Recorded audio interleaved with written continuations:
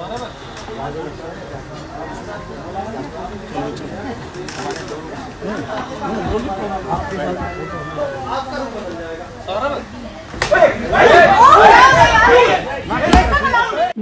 मैं हूं मदन राज और आप देख रहे हैं राज तक न्यूज। मैं इस समय जनपद मऊ में हूं। बता दूं कि प्रदेश की राजनीति में काफ़ी उथल पुथल है। करीबन 72 घंटे की बात है। और बता दूं कि हमारे साथ हैं नसीम अहमद साहब, पूर्व विधायक मऊ सदर से। तो नसीम जी से ही बात करेंगे। नसीम जी, राज तक न्यूज चैनल में आपका स्वागत है। बहुत बहुत धन्यवाद।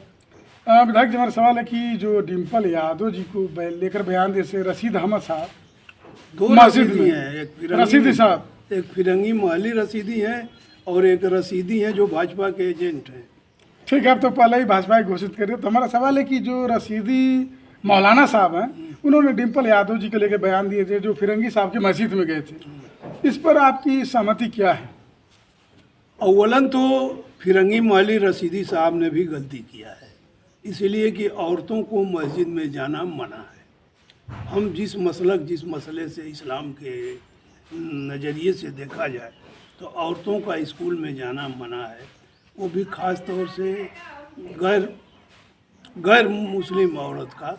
तो वो तो सरासर वो गलत किया फिरंगी मोहाली रसीदी साहब ने कि डिम्पल यादव को मस्जिद में बुला लिया। उनको नहीं बुलाना चाहिए था, वो गलत था। तो उसके बाद जो रशीदी साहब ने बयान दिया कपड़े को लेकर, इस पर आप क्या कहेंगे? अब रसीदी साहब का चूंकि मामला, वो अक्सर कुछ चैनल जो गोदी मीडिया चैनल हैं जी, उन चैनलों पर वो बैठते रहते हैं। अच्छा, अपने को फर्जी इमाम संघ का राष्ट्रीय अध्यक्ष बताते हैं। उनका धंधा है पैसा कमाना और टीआरपी बटोरना, मेन मसला है। तो उनके बयान को बहुत लोग गंभीरता से नहीं लेते, खास तौर से मुसलमान भी उनको गंभीरता से नहीं लेता। अगर 2-4 थप्पड़ पीटा भी गए हैं तो कोई बुरा नहीं है, बहुत अच्छा हुआ है, उनके साथ ऐसा होना चाहिए। तो जो कल हुआ नोएडा में स्टूडियो में विधायक साहब, जो तार थप्पड़ मार खाए हैं समाजवादी नेताओं द्वारा, तो आप समर्थन कर रहे हैं इसका? नहीं, मैं इसका समर्थन कर रहा हूँ, ना विरोध कर रहा हूँ, लेकिन दोनों लोगों की असलियत को मैं बता रहा हूँ। गुंडई तो ठीक भी नहीं है, गुंडई करना भी नहीं चाहिए, लेकिन लोगों को भी थोड़ा बोलने में भी अनाप शनाप नहीं बोलना चाहिए। वो भी महिला का सवाल है, महिला की इज्जत का सवाल है, वो भी सांसद है, वो भी लोकसभा सदस्य है, और इस तरह के अपशब्द नहीं बोलना चाहिए। और रहा सवाल ये कि पहली गलती तो यही किया कि मस्जिद में बुला दिया। महिलाओं को बैंड है मस्जिद में जाना, तो इन मस्जिद में भी नहीं बुलाना चाहिए था, और उनको भी अनाप शनाप नहीं बोलना चाहिए था। और इन लोगों ने, जिन लोगों ने थप्पड़ चलाया, ये भी ठीक नहीं है, तीनों काम अनुचित है।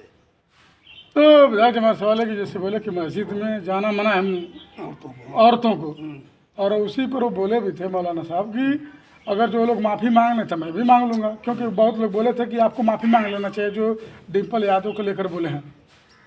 अब माफ़ी से गलती का तो अंत होगा नहीं, गलती तो गलती है, लेकिन मसले को सुलझाने के लिए माफ़ी तलाफ़ी कर लेना चाहिए, दोनों को माफ़ी मांगना चाहिए। जो मस्जिद में बुलाया उसको भी माफ़ी मांगना चाहिए, और जो अनाप शनाप बयान दिया उसको भी माफ़ी मांगना चाहिए, और जो लोग थप्पड़ मारे उसको भी माफ़ी मांगना चाहिए।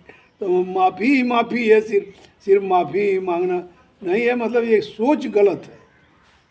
और ख़ास तौर से मैं बड़ा खुला बोलता हूँ, मुझको पार्टी की तरफ से भी बहुत वो नहीं है। कुछ हमारे समाज के तथाकथित मौलाना हैं जिनका काम है सिर्फ पैसा कमाना, पैसे के लिए कुछ भी कर सकते हैं, किसी भी स्तर पर जा सकते हैं। उसी श्रेणी में रशीद मोहाली फिरंगी भी आते हैं, जिन्होंने मस्जिद में भी बुलाया।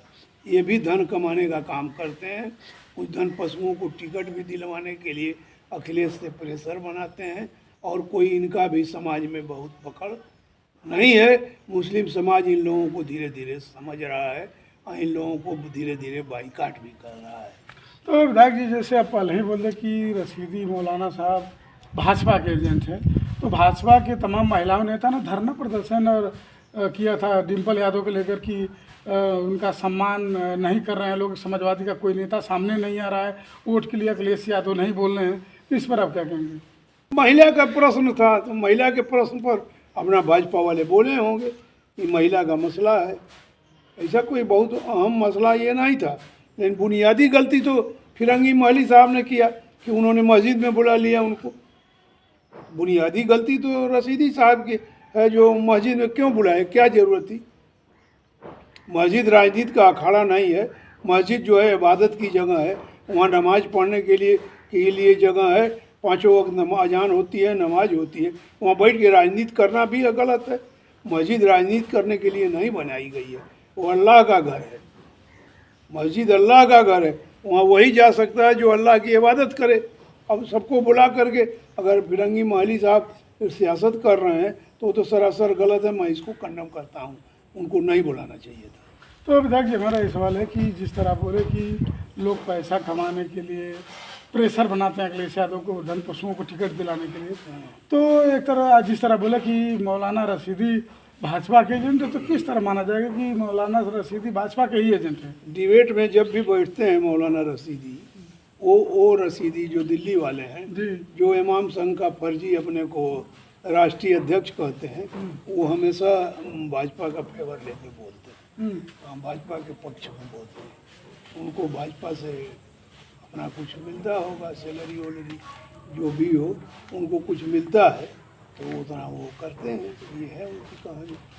तो जो थप्पड़ खाएं आप समर्थन करें कि मार खाएं तो अच्छी बात है? हम कह रहे हैं जो गलती करेगा तो सजा नहीं पाएगा। तो कानून तो है ना? तो कानून है कहाँ देश में? मुसलमान मस्जिद पर नमाज पढ़े तो उसके ऊपर मुकदमा लिखा जाएगा। और कांवर यात्री पूरी सड़क कब्जा करके कांवरिए जा रहे हैं तो उन पर वो हेलीकॉप्टर से फूल बरसाया जा रहा है। ये कौन सा कानून है बताइए? दोहरा कानून है। जमहूरियत है ना, लोकतंत्र में हिंदू मुसलमान सिख ईसाई सबके लिए एक समान व्यवहार ना होना चाहिए। एक समान व्यवहार हो रहा है का? तो कानून तो मतलब कुछ रह नहीं गया। जो बाहुबली है, जो सत्ता बली है, अब बाहुबली तो कुछ पिटा उठा के ठंडे हो गए, लेकिन जो एक तरफा एक जाति के बाहुबली हैं वो बचे ही हैं। लेकिन सत्ता बल जिसके पास है वो जो कुछ भी करे वही कानून है। आखिरी सवाल विधायक जी हमारा कि इसका कितना असर पड़ेगा आने वाला चुनाव में जो थप्पड़ कांड हुआ है? इसका 1% भी कोई असर नहीं पड़ेगा, कोई प्रभाव नहीं? कोई प्रभाव नहीं पड़ेगा। ऐसे लोगों से अब जनता बहुत दूरी बना रही है। जनता अब सोच रही है कि हमारा हित कहाँ सुरक्षित है। और यूपी की जनता, बिहार की जनता तो सोच चुकी है कि चंद्रशेखर आज़ाद में हमारा हित सुरक्षित है और आज़ाद समाज पार्टी में हमारा हित सुरक्षित है। कमज़ोर वर्ग के साथ रहने में ही भलाई है। कमज़ोर जब जुटेगा तो मजबूत पीटेगा। जब तक कमज़ोर जुटा नहीं है, मजबूत हमको बारी बारी पीट रहा है। एक कहावत मैं बता दूं, एक पंडित जी की गन्ने का खेत था और 3 लोग जा रहे थे। उसमें एक चमार था, एक धोबी था, एक नाऊ था। और तीनों ने पंडित जी का गन्ना तोड़ लिया। तो पंडित जी ने पकड़ लिया गन्ना तोड़ने वालों को, तो कहा कि अरे भाई, ये तो धोबी है, कपड़ा धो देगा, ये नाऊ है तो मेरी दाढ़ी बना देगा, तुम साले चमार क्या करोगे, तुमने क्यों तोड़ा? बस चमार को 5 गन्ना तड़ातड़ दे दिया। तो फिर उसके बाद नंबर धोबी जी का आया, तो कहा कि धोबी जी, तुम सिर्फ कपड़े में धोओगे, ये तो दाढ़ी वाड़ी भी करेगा, मालिश वालिश भी कर देगा। तो जब ये पिटाया तो तुम भी लोग 5 गन्ना, तो उनको भी 5 डंडा दिया। और जब दोनों को मार लिया तो कहा कि नाऊ जी, जब ये दोनों पीटा गए तो तुम क्यों बचोगे, भाई तुम भी लो दाएं दाएं। तो तीनों को पीटा। तो समझ रहे ना, वही कहानी है। हमको 6,743 जातियों में बांट करके और राज करो की नीति है। फूट डालो, राज करो, अंग्रेजों की पॉलिसी पर राजनीति हो रही है और कुछ नहीं हो रहा है।